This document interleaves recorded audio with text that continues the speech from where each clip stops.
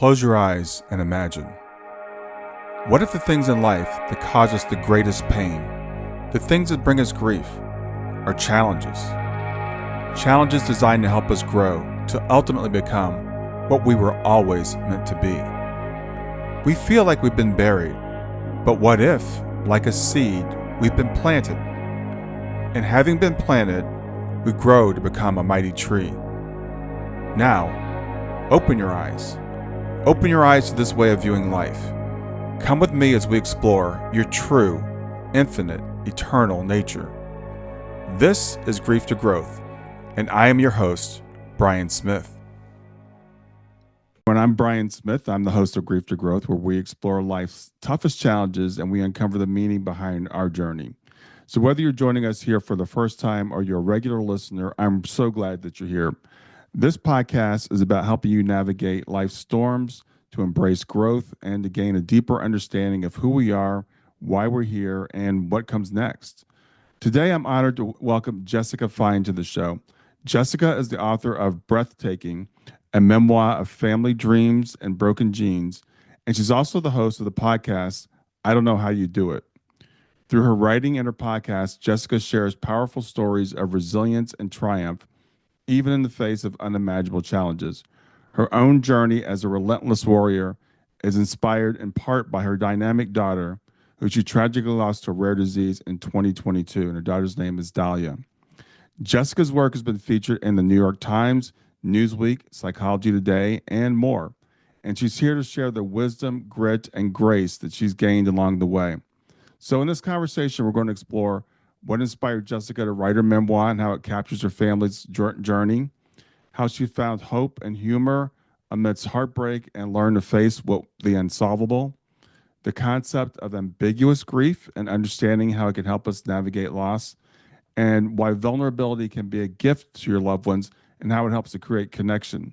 So Jessica's story is one of courage and compassion, and I'm sure her insights will resonate deeply with anyone who's faced life's toughest questions. So stay tuned as we dive into this heartfelt conversation. And remember, you can join the conversation and connect with others at grieftogrowth.com/community after the broadcast. And with that, I'd like to welcome Jessica Fein. Thank you so much for having me. I'm really looking forward to this conversation. Yeah, me too, Jessica. And whenever I have a parent on that's had a child that's passed in the spirit, I always like to start off by tell us about your lovely daughter, Dahlia. Thank you. And it's so interesting. I do feel like as a bereaved parent, we recognize each other and we know that, saying their name and asking to hear about them, what a gift that is to us, So thank you for that. Yes, I had the honor to be Dalia's mother until she passed 1 week after her 17th birthday. Dalia was the sweetest child on the face of the earth. And I say that objectively. Anybody who knew her will agree with me. And she was just absolutely full of mischief and love. And she had a really, really insidious decree when she was diagnosed with this horrendous disease, and she did not let that stop her. She was going to continue to live life to the fullest, and she showed all of us how that was possible. Yeah. So tell us how Dahlia came into your life. Yeah. So Dalia came into my life and my husband's life when she was 6 months old. We adopted her from Guatemala. We adopted 3 children, and Dalia was our middle. We did not adopt them all at the same time. We adopted each of them 2 years apart. And in fact, Dalia was the youngest of the 3 when we brought her home. And we even got to meet Dalia when she was 3 months old, which was so amazing. That was the smallest little baby I ever had. It was only for 2 days, and then the court and paperwork and everything else took another 3 months. But we brought her home at 6 months, and she was just an old soul. I don't really fully understand what it meant, but it was just what that means. But it was just something about her, the way she would look at people. She exuded something like, I know a little bit more than you do, even as a baby. Mm-hmm. Sounds familiar. Yeah. So, you adopted her at 6 months, and when was her diagnosis then? So her first diagnosis came at 3, which was hearing loss. And I think it's such an important point I like to make that we did not know about Dahlia's disease when we brought her home and when we adopted her. Mm, And I do like to point that out because some people think, oh, you went and adopted a child with very severe disabilities and, put us in kind of a different category of like, oh, isn't that amazing that you did that? And I'm like, no, no, no, that's not the story here of what right, happened. right. Dahlia came to us, as I said, at 6 months, and I just always kind of suspected something was not quite typical in terms of the way her speech and her physical movement was developing. And you know how it is. The doctors say, oh, calm down, she'll catch up, all that kind of there. And that happened for quite some time, both with the doctors and even like with early intervention. They kept saying, no, she's fine, she's on the lower end of average, she'll catch up. But finally, the doctors agreed to do a hearing test when she was about 3/4, we discovered that she had mild to moderate hearing loss. And that was really the beginning because even though that was a diagnosis that could be corrected with hearing aids, there was a big question. Why does she have hearing loss? Hmm. Did something happen in utero? Is there something genetic? Like there was just question marks. Why should a young child have hearing loss? And so we were sent for genetic testing. And a lot of families, when you have a genetic disease, it takes years to get genetic testing. For us, it happened relatively quickly. Hmm. So at 5, we got this diagnosis of Murph syndrome. And Murph is an ultra rare kind of mitochondrial disease. It's degenerative. It's really particularly cruel to have a degenerative disease diagnosis when you're 5, when you're a little kid. Because what's happening is you're learning and you're growing and you're developing and you're also losing. And it's Hmm. like those two things it's like a tug of war. So Dahlia was diagnosed at 5. We had no idea what that meant. No idea. I mean, we didn't know what a degenerative disease was. We didn't know what mitochondria were. We Right. had no idea. And that was the beginning of what became very much of an odyssey over the next 12 years. Yeah, I can't imagine that you said that tug of war between having a child that's got a degeneracy as they're developing. Yeah. So, tell me how Daya, how did she cope with that? For the first 4 years, so until she was 9, things were relatively, and a lot of this is in hindsight, relatively typical. And I use the word typical instead of normal. But what I mean is she was Hmm. mainstreamed. We did the things that other families do. Yes, she had speech therapy and physical therapy and occupational therapy. Hmm. Yes, she took more and more medication. And she ended up going from needing to wear ankle braces to needing to use a walker to needing to use a stroller to being in a wheelchair. So that was kind of how things were progressing. So to your question of how did she deal with it, that was the hardest part for her. Why my legs don't work like everybody else's. That's how she would say it. Why my legs don't work, Mama. Why my legs don't work. That's a really hard thing to have to explain to a kid Hmm. why my legs don't work. So that for her was the thing that at that point until age 9 was the toughest. And then at 9, everything changed. Hmm. So tell me about that. What happened at 9?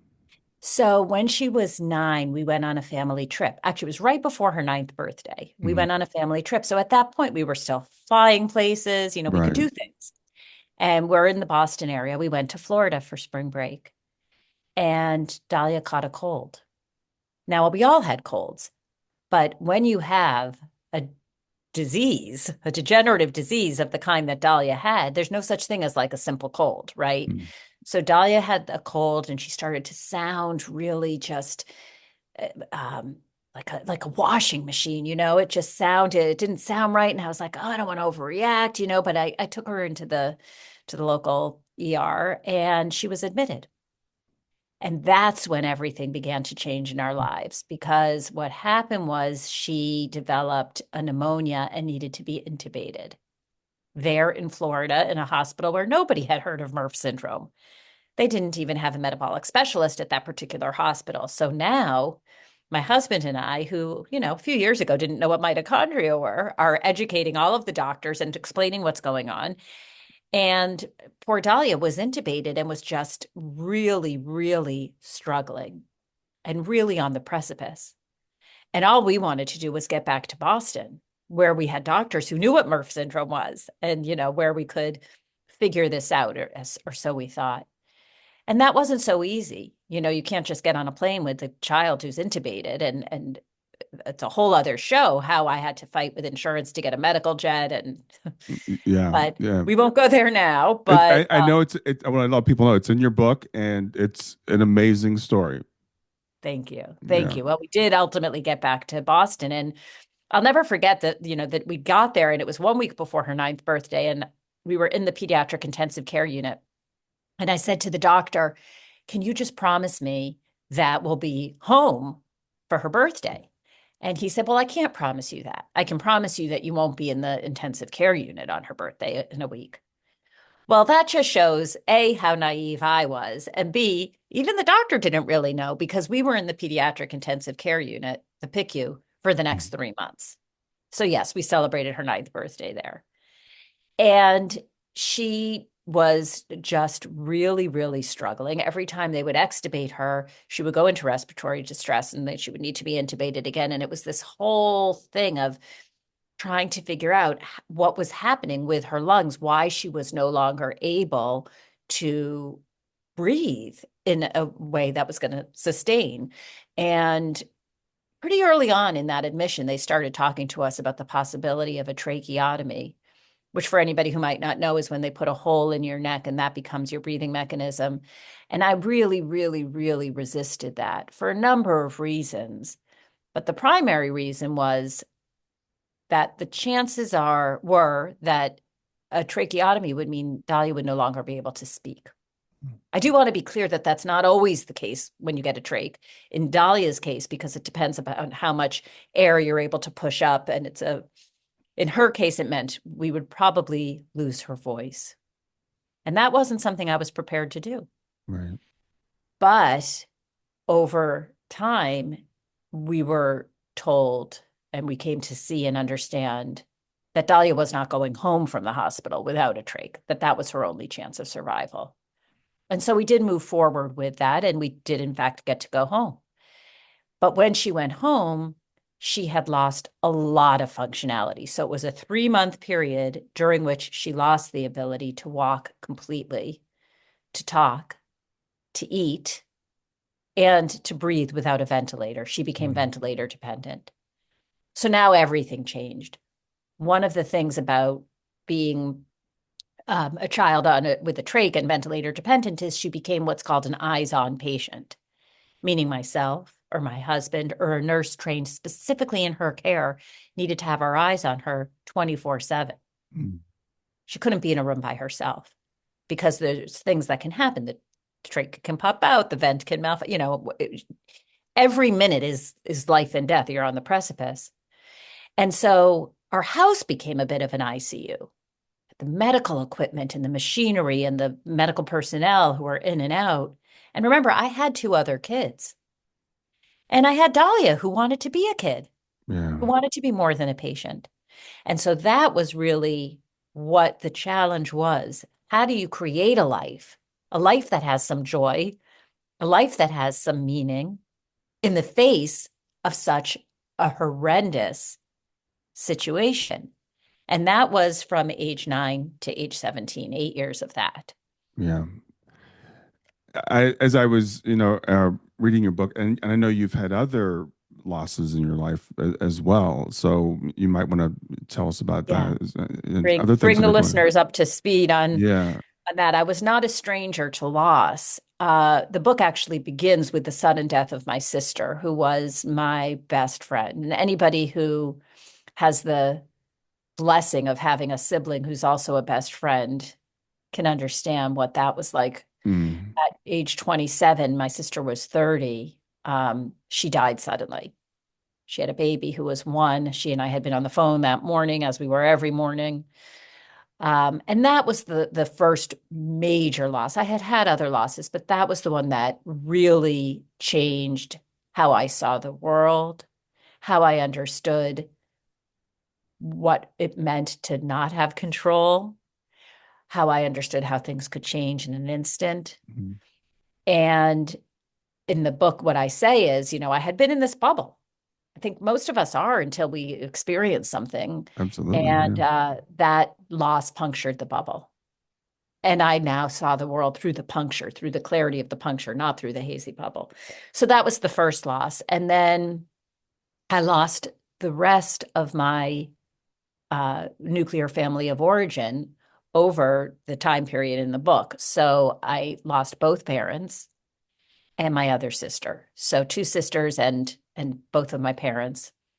Um, yeah, so it was a tremendous amount of loss. It was an understanding of what compounded grief means because, of course, Mhm. each loss is experienced in relation to what has come before, right? Yeah.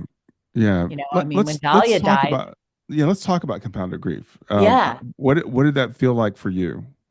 Well, I will tell you, I mean, if we jump all the way to the end, when Dahlia died, all I wanted to do was like crawl into my mom's lap, Yeah. right? Or hold my sister's hand.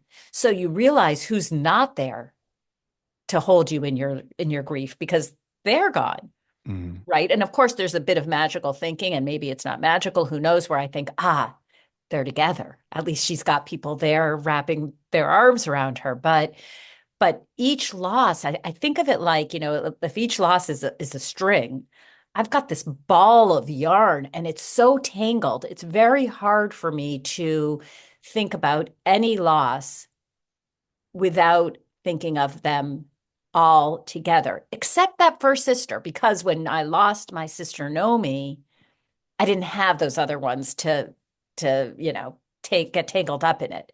That one was a little bit more pure, if you will. And then everything Hmm. after that, even my mother's illness. So I've had illness, I've had sudden, Right. uh, and with my mother who died from breast cancer.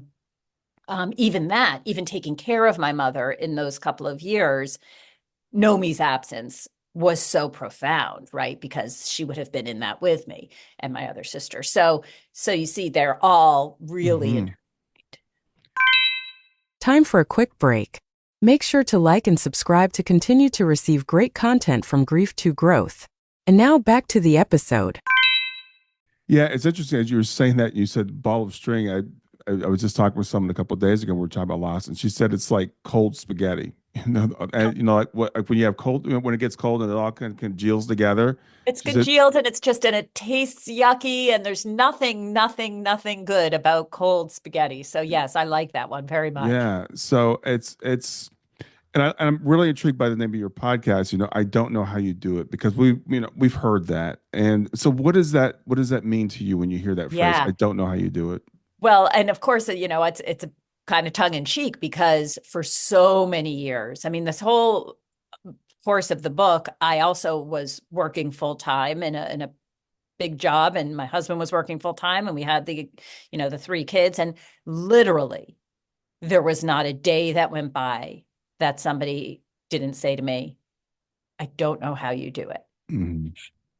And you know where people are coming from, right? I mean, you know that they don't know what to say and they're trying to acknowledge that, hey, I see you, I get it, there's a lot going. But but how do you respond to that? Like, I don't know either, or like, yeah, what choice do I have? Or I mean, there's no real way to respond to that question, Mhm. even though, of course, it's well intentioned, or excuse me, to respond to that statement, even though it's well intentioned. So my podcast is conversations with people who, for whatever reason, have found themselves often on the receiving end of that statement. I don't know Mhm. how you do it. And I will say it's not all trauma and tragedy. Some of the people who are on the show have just chosen really unconventional paths where other people are like, I don't know how you do that. Like somebody who sold her house and moved with 5 kids onto a boat and decided to have a life at sea, or somebody who traveled the world solo and landed in Central America building her own home. So there are some stories that are just people who have these lives that are hard for other people to imagine. But Mhm. but the majority of the people on my show have been through it. Let's put it that way. Yeah. Yeah, and what I have learned over the years, and I've interviewed people like yourself that have been through multiple traumas, and it's I look at the human spirit is so much more resilient than we give credit for. And as you said, when people say that, it's well intended, but as a person that's in grief or a person that's going through it, it can mean almost exactly the opposite. It's kind of like, well, your loved ones must not mean as much to you as mine mean to me because I would just die.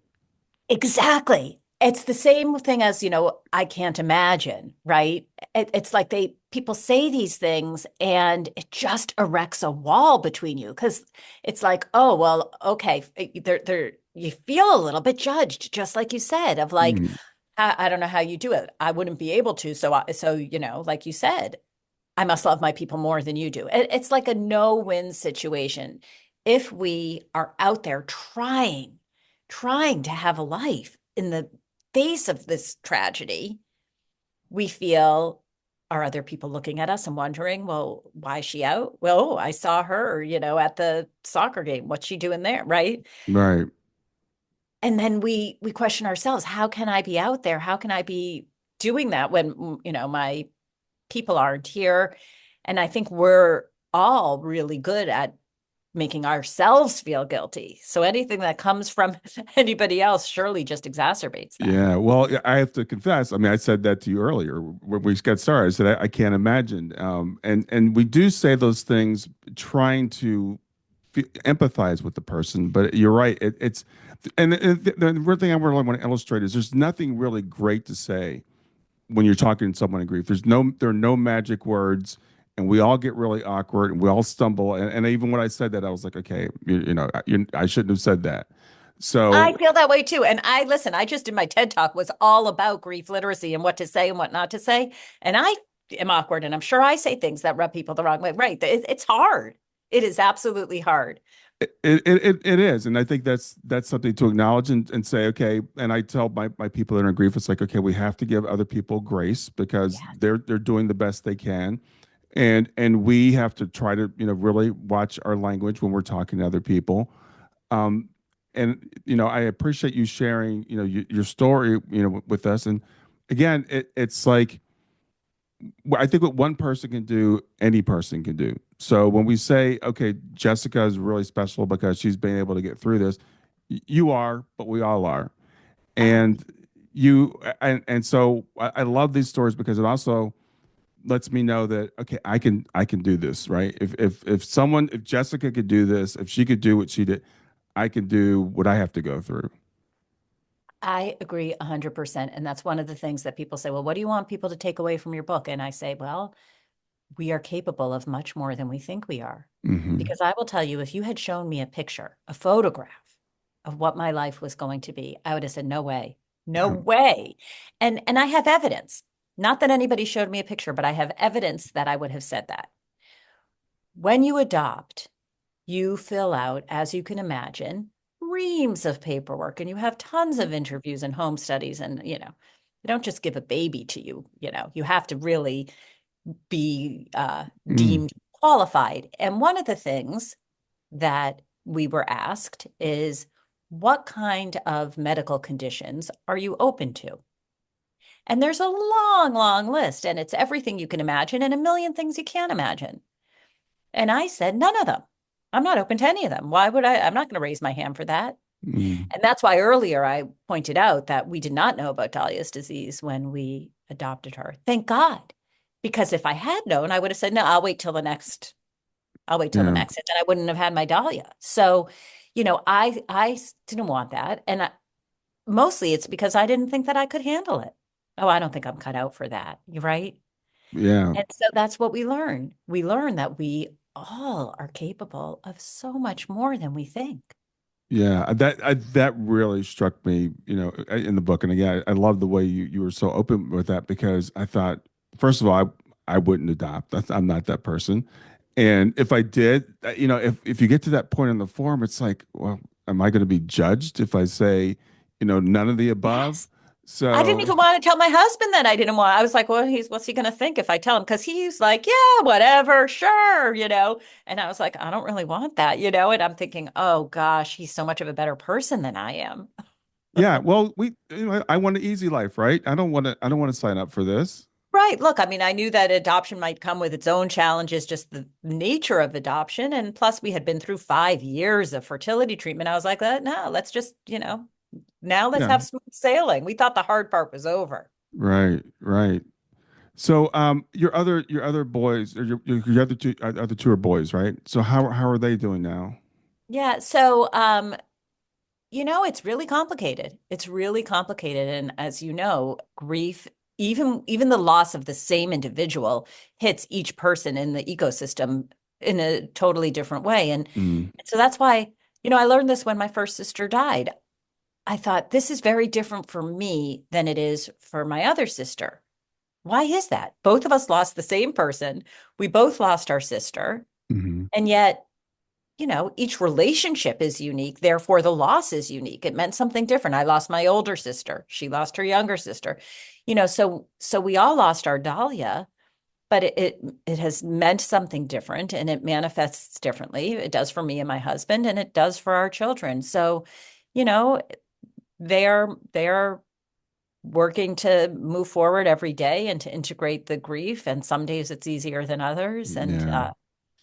And we carry on. But I will tell you this, they are incredibly, incredibly empathetic, inclusive, beautiful human beings. And I do believe that at least some of that is due to the fact that they are Dahlia's siblings. Oh, sure. Yeah, sure. So and it's again really interesting that, when we have a baby, we don't, it's just the not luck, but we don't get to choose whether they're going to have a debility or an illness or whatever, disability. Um, but you made the choice that you like, yeah, I want a healthy baby, and you got Dahlia.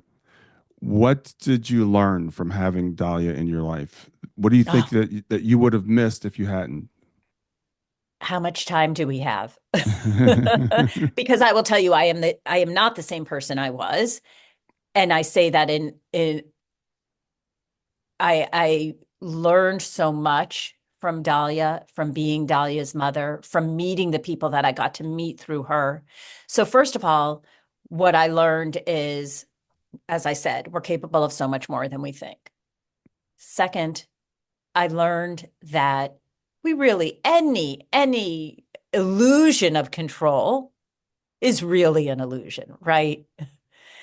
Number three, we believe that our job as parents is to, keep our kids happy and healthy. That's not always possible. It's not always, let me, kiss your boo-boo and give you a band-aid and mama's going to make it all better. Mm, We can't fix everything. There are some things in this world that we cannot fix. And that was a really hard lesson for me because I had thought, well, if you put your mind to it and you work hard enough, you can get what you want. You can fix what you. mm, No. So you have to find other ways to have quote unquote control, You can't change certain things, but you can change, what the next hour is going to be like with Dahlia. What are we going to do? Are we going to snuggle up and read a story? Are we going to, do an outing? The most ordinary things that families, that parents and kids do are extraordinary. And I realized that because there was a victory in doing these very quote unquote ordinary things. It makes you mhm, look at everything differently, mhm, everything. And I had a strength in me that I didn't know. I mean, look, I would have said I was a strong person. It's not that this was like a shock to me, but in terms of what we all in the family carried. But mostly what I learned from Dahlia is you can have the single worst thing, not even the worst thing you can imagine, because I'll tell you, I never could have imagined some of what we went through with Dahlia. I mean, some of it was really beyond imagination. Right. And you can smile. You can be happy. You can find moments of joy. You can create beauty. All those things are not mutually exclusive. And I never would have understood that. I would have thought, how in the world can I be in a situation where my daughter lost her ability to blink and I had to tape her eyes shut so that her corneas wouldn't dry out when she was sleeping? How can that be my reality? Mm. And we can be, giggling and being silly. How can that be at the same time? And it can be. And then those moments of joy or happiness or simplicity become precious. Yeah. Yeah. Oh, wow. That's so profound. Uh, and that's something that again, that's us. Those of us who have lost children. I think we I don't want to say all. I always hesitate to say all or anything's universal, but it seems from the people I've talked to, it's kind of universal. It's like I never thought I could get to this point, Yeah. because it feels like the worst thing possible that can happen. It feels like it's overwhelming, I would think that you would have felt overwhelmed many, many times, thinking, okay, this has got to be it. This is the limit. Yes. Oh my God. Yes. hmm It's like, what more can I be asked to carry? Shouldn't there be Mhm. a ceiling on suffering? Right? Right, right. But look what you said also though, and again, it was as I was reading the book, those moments of joy, those moments of normalcy, the things that we tend to take for granted, you don't take for granted anymore. That's right. That's right. Because we were living on the precipice. Literally Yeah, every moment is life and death. So if you think about that, I mean, even just think physically of what that does to you when you are right. braced for impact all the time. So being able to just take a moment and breathe. And by the way, that's one of the meanings of the book, Breathtaking, of the title. There's a Hmm. few, but that's one of Yeah, them. yeah, yeah. So yeah, so talk about the different meanings of the title. Yeah. Yeah, please. So it's breathtaking, two words, and I loved the title very much because it had so many different meanings. I mean, first of all, Dahlia's breath was literally taken from her. That was the crux of the disease, right? So Hmm. there's that meaning. And then there's the one I just described, which is the learning to be more in the moment, which was not my forte. Much happier being 10 steps ahead. And I had to say, no, no, let's be here now and take that breath. And then the third has to do with beauty. And I mean, it's Dahlia herself who was just so beautiful, on both physically, but so much more important who she was as a human being was really just so beautiful and learning to create corners of beauty, which is what I talk about in the book, which is what we did. We weren't going to be able to change the trajectory. We didn't have that kind of control. So how did we create those corners of beauty, those corners that were breathtaking? And so for me, those are the meanings in the name. Yeah, I think that it's beautiful, and it's so multifaceted. So in terms of you've learned so much through this experience. What are your thoughts about soul planning? Do you think that maybe this was planned at some level? Have you thought about that? You mentioned earlier. I heard you say maybe it's magical thinking to think that they're together. So have you allowed yourself to go there? Well, I'm so glad you asked because that's really what I'm interested in right now, which is trying to understand, and this is a project I'm working on right now. So we'll have to connect offline on this, but really trying to understand what might be possible and what do other cultures believe, and how can I explore and experiment not only within the tradition that I was raised in, which I'm Jewish, Hmm. um, but how can I explore other ways that we might be able to connect? And some of that is actually connecting, whether that's mediums, etc. And Mhm. some of it is the other ways that we feel connected to our people. Yeah. Yeah. And I always hesitate to ask people that question, but if everybody that's listening that knows me knows what my feelings are on it. And it's something that I came to after my daughter passed. By the way, when I first heard of this concept, I'm like, that makes no sense. But I see, again, like you said, I would not have chosen, and you didn't choose to have a child that had this disability or this disease, but you got what you got, and then so much joy and beauty, come out of it. And it's all mixed up, right? It's not like it's all joy, and it's not like we're like, oh yeah, I'm so glad that happened. But we can start to see on some level, even while we're here, that maybe this makes sense in Yeah. a bigger picture. Yeah. And And I I'll tell you, even in a simpler way that I can wrap my head around it is thinking about these three children who were born in a country I had never been right, to people I didn't know, in a world that was so wildly different from mine, and who are my children. And that to me cannot simply be accidental.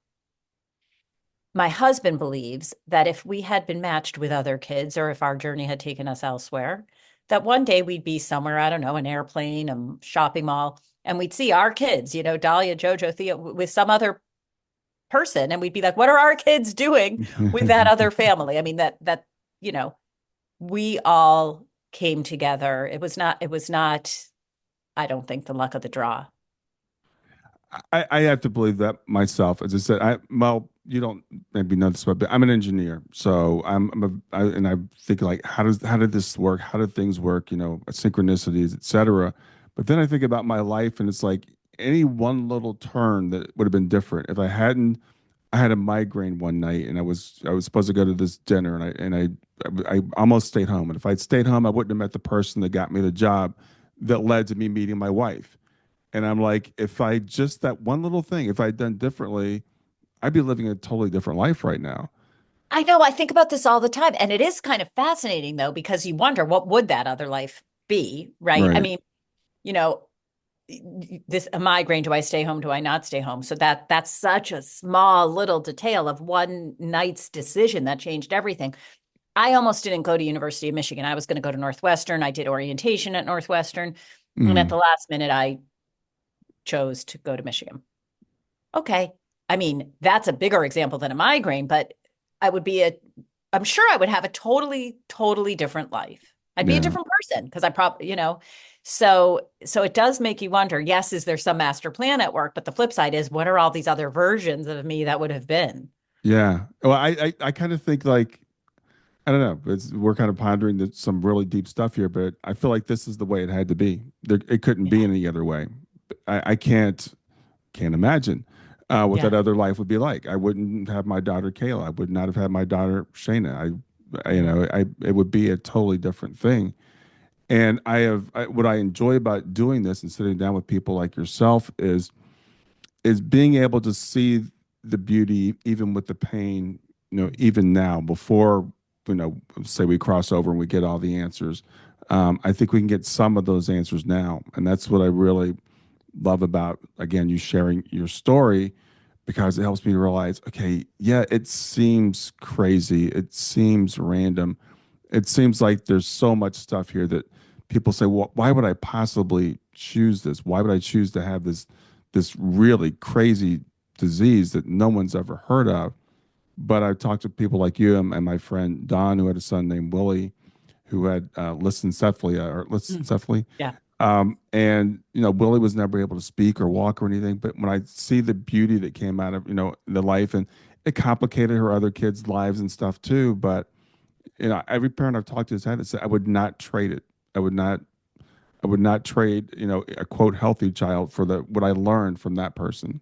Yeah. And I mean, same with me. And I have the beautiful fortune of knowing so many families who have been through, rare disease and just, all kinds of things. And Hmm. because we adopted, I feel like mine is so, for me, it's so clear cut because it's not like, okay, well, this is the child that I gave birth to, and this was what, this really was, it could have, they could have called another person on, on the list and said, we've got a baby for you. It was all, and when Dahlia was diagnosed, that very day, I said to my father, thank God we hadn't known. Mm, Because I know I wouldn't have signed up. mm, And I know she was my daughter and I was her mother. And that was there's no question. And I would not trade it. And even then, on the day of diagnosis, I didn't say, oh my God, woe is me. Why? It was no, it was thank God. Thank yeah. God I didn't know so that we could be together. So we talked about this a little bit before, but I want to go into a little bit more. I mean, I know you described yourself as a problem solver, and people listening can see, you went through the infertility, you solved that problem, you went to, you adopted these kids, you are very much that person, right? That person that says, I'm going to take this on. How do we balance that with acceptance? Like knowing when to let go that I don't have control over this. Yeah. It was hard. It was really hard because I decided I would cure mitochondrial disease. Right. Right. Now, remember, I did not know what mitochondria were. I was in marketing. I mean, it's not like I had any credentials or reason to believe that I personally was going to cure this incurable disease. But, that's what we do. And I at the very least, I was going to get Dahlia cured. And I did think if we work hard enough, right? And we've all seen like Lorenzo's oil or, That's what just came to my mind. yeah. I Yeah. had Dahlia's tincture. It was going to be Dahlia's tincture, and I mean, I spent so much energy trying to get her into these clinical trials and trying to, call these reading every study. I mean, this became consuming for me Sure.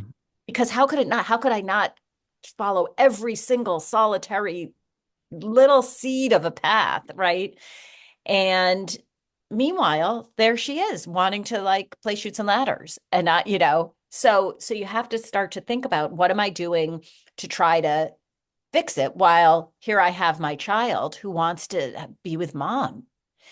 I put so much energy into trying to figure things out. And it wasn't until we finally did get into a clinical trial and we had our plans for going. It was going to be in Washington, D.C., and we'd go Mm. every month. And we had to figure out a whole bunch of logistics and we had plane tickets and we were all ready to go. And very much at the last minute, it was determined that she was not well enough to participate in the study. And that for me was a real turning point because that meant, okay, we need to turn our attention to what is happening now, what is happening today, because she's not going to be in the study. Mm. She's not going to be, her disease was progressing quite a bit. And my husband is not as much of a fix-it person. Uh, he's so much more able to really be present in the moment.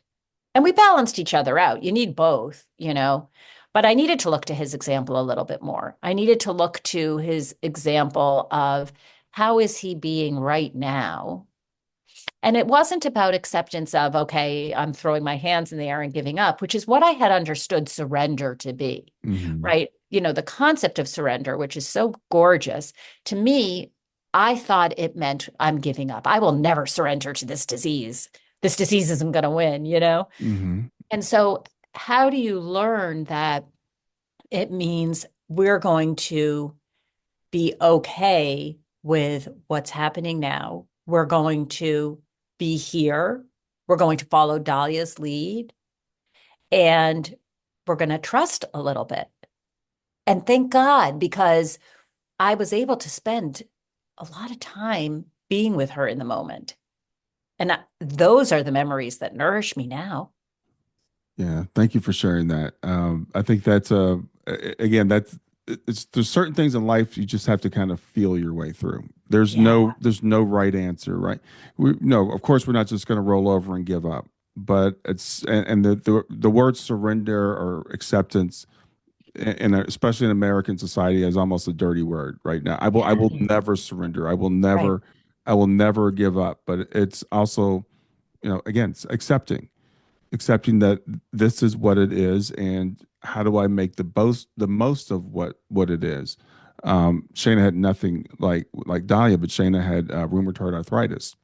So, I remember the day we got the diagnosis of that, and we're like, okay, this is our healthy child. She's like 10 years old, and she loved to play basketball, and suddenly her fingers and her wrists were just hurting all the time. She had a super high tolerance for pain. And I realize now the denial that my wife and I were going through, like trying to figure out, what's going on. And then the rheumatologist told us, and I'm like, wow, I don't want this. And then she was diagnosed with a heart condition. Mm. And, Right. And you realize that's like the hearing aids for me. I thought the hearing aids it was like such a huge, huge, huge thing. right, And now I'm right. like, oh, sweetie, to my younger self, right? Yeah.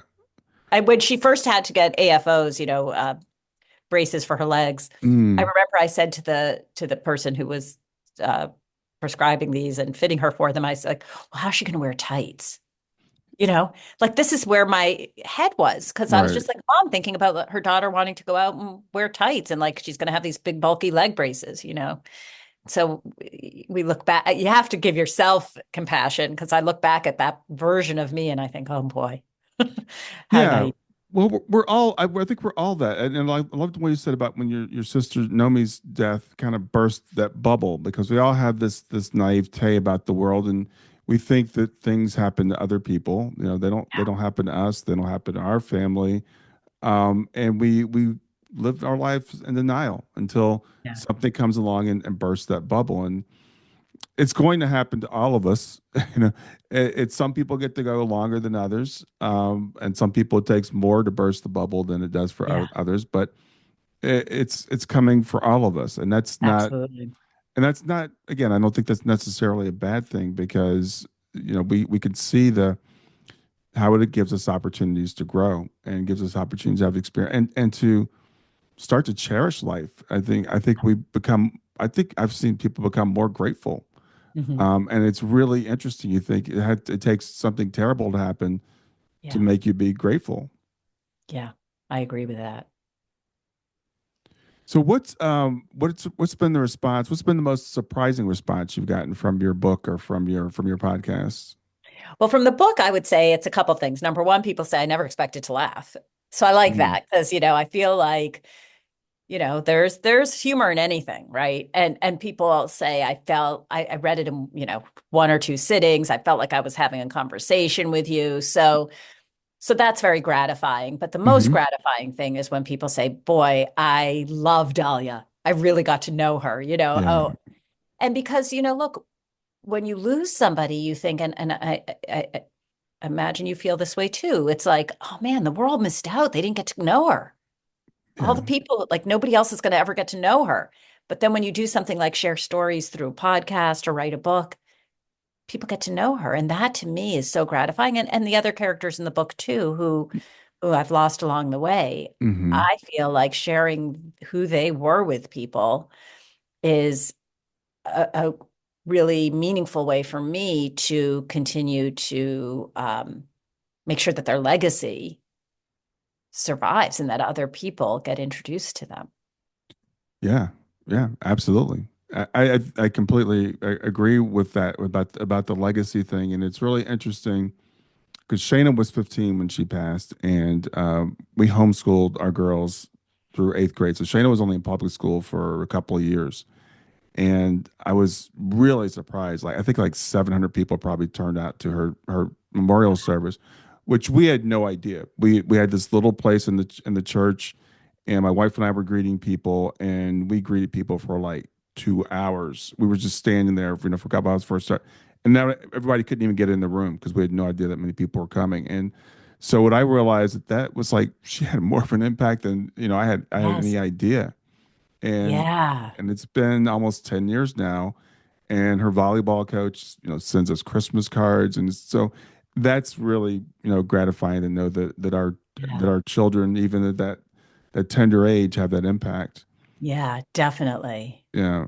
And in Dahlia's case, well, so I mean, who knows how many people that her story is going to is going to impact and inspire, and encourage people that are, again, going through things that sometimes we feel like this is too much. I can't handle this, and I can look at Jessica and say, yeah, I think I could do it. I mean, look at where she is, and wow.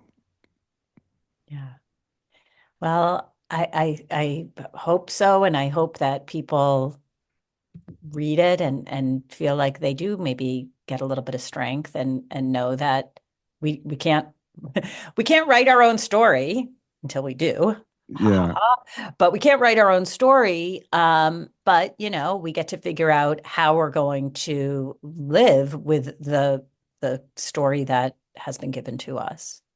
yeah. Well, that's an interesting concept too. Writing our own story, and how much of that, how involved are we or not, and that's a matter of belief. That's a matter of faith. But what we do know is we can control how we respond to things.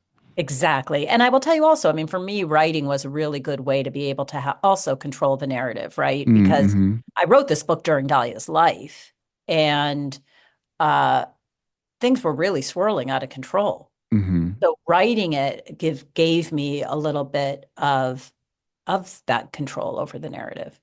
Yeah, at what point? And that's interesting because when I read the book, I expected it that you had written it after she had passed. But at what point did you write it in her life? Yeah, so I will tell you that this book was agented and sold to a publisher during Dahlia's lifetime. And Mm, it originally had a different ending. It ended at this very joyous scene where we celebrated Dahlia's bat mitzvah.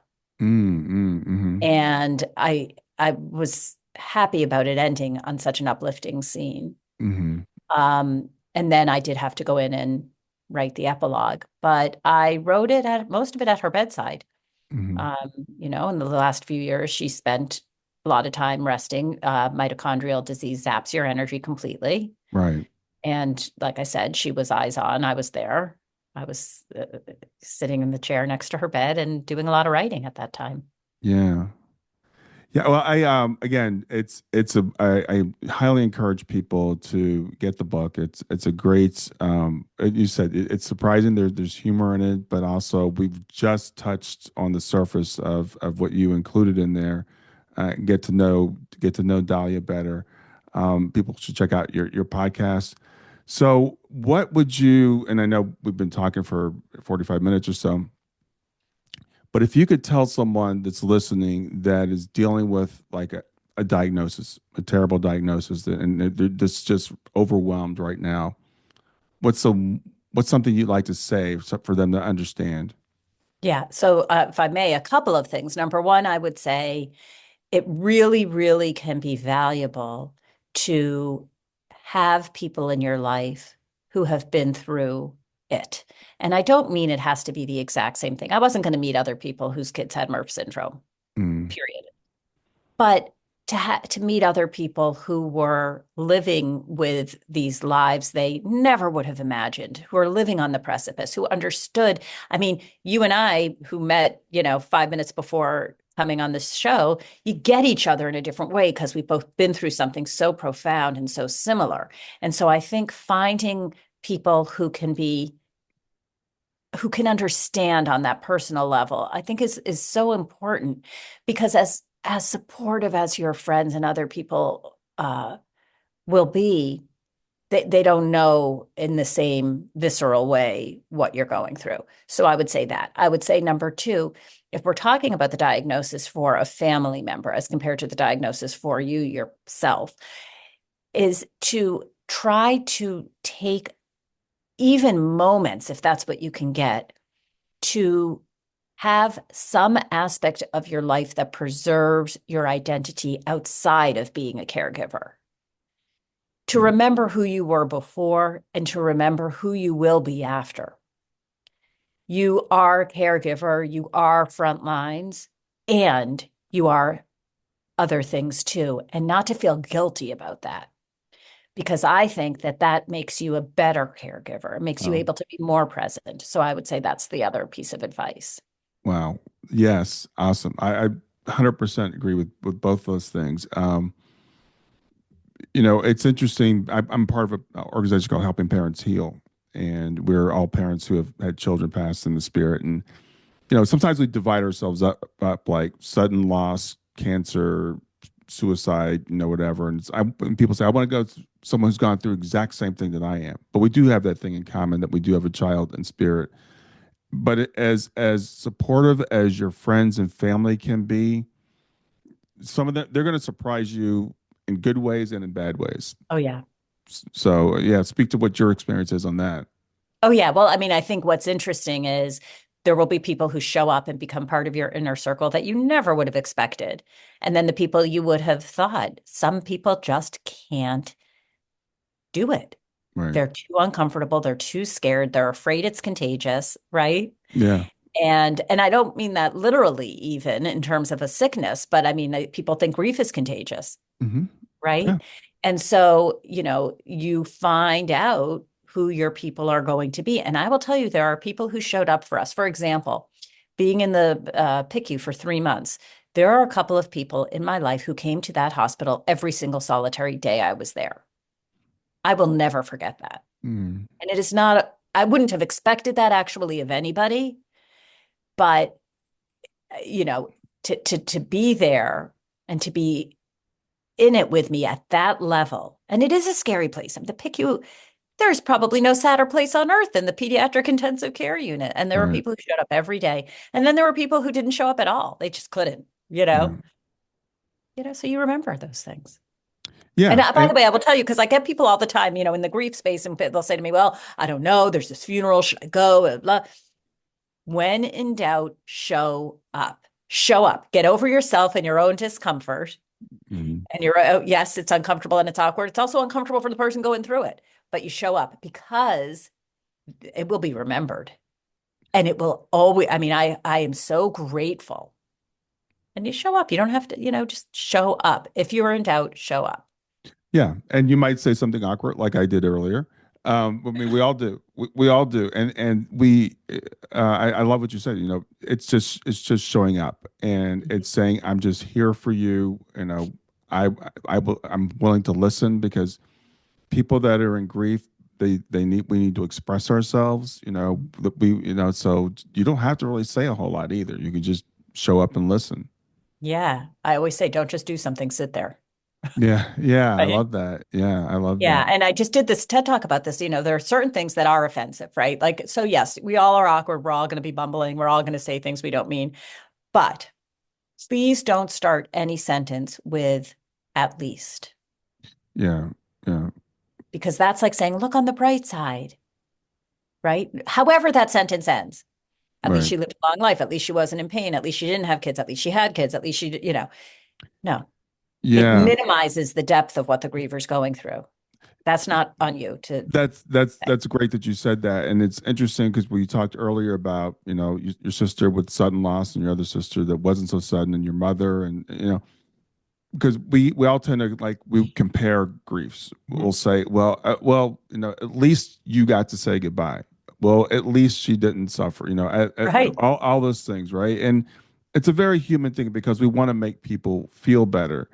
Mhm. But I realized because when Shayna passed, it was sudden, and then she had a friend who lived around the corner, and hers was extended. She had glioblastoma, so she died over a period of months, and it was wild because Shayna passed before she did.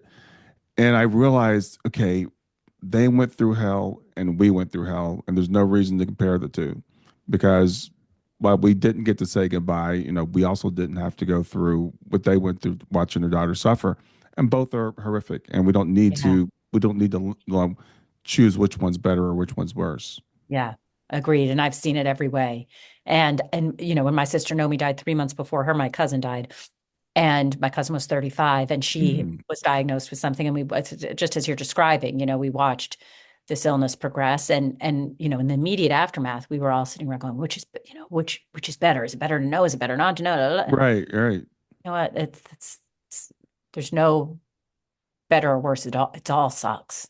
Yeah, it does, and it's okay to admit that that it does suck in in very real way.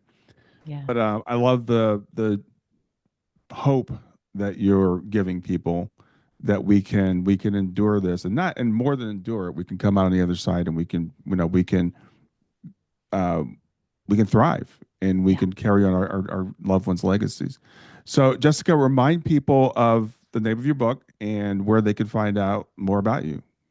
Thank you. Yes, the book is Breathtaking and it's Jessica Fein, F like Frank, EIN, and you can get it wherever you love to get your books in whatever format. So we've got print and ebook and audio. I have my podcast. I'd love for people to tune in. I don't know how you do it. Yeah. And visit me, on social. I love connecting with people on Instagram or Facebook, wherever you are, or just check out my website because that's the hub of everything. That's Mhm. jessicafeinstories.com. Awesome. Well, thanks for being here today. Thanks for doing this. Thanks so much for having me. All right. Have a good day. Too.